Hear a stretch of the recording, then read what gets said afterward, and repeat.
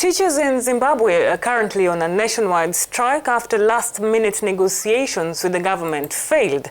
According to the country's teachers' trade unions, they will only go back to work if the government meets their demands. But even as the strike began, some of the teachers still went to work for fear of intimidation by security forces and for fear of losing their jobs. Media reports indicate some rural teachers say ruling ZANU-PF party activists have set up camps at their schools in what they see as acts of intimidation.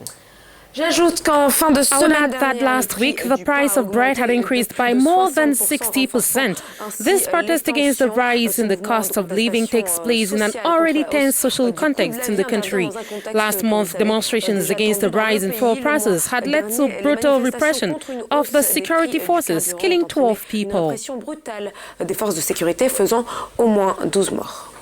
Kelvin Jakachira is a political analyst in Zimbabwe, and he joins us now to talk about this issue. Well, thanks, Kelvin, for joining us in the program. So mixed results in the country in regards to this teachers' strike. Certainly not all positive as the economy continues to worsen. What do you make of the protesters' efforts in this struggle?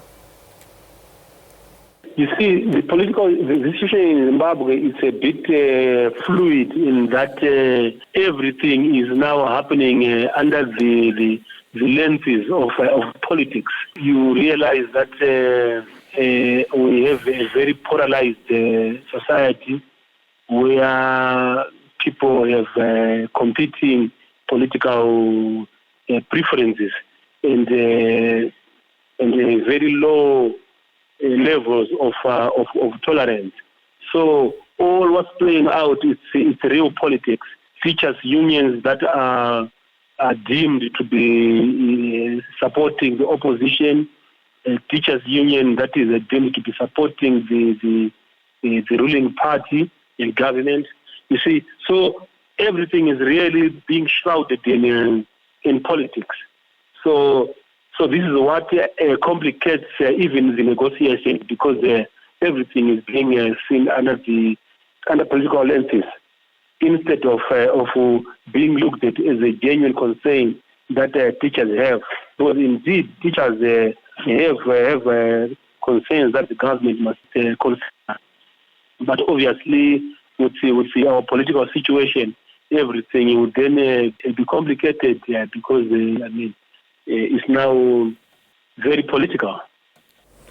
Would you then say that politics has overshadowed social issues in Zimbabwe?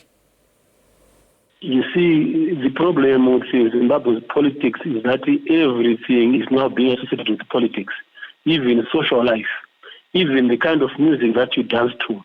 It's now being seen as political. Even the football club that you support, is now being clouded in politics. So our social fabric as a country has been affected negatively by the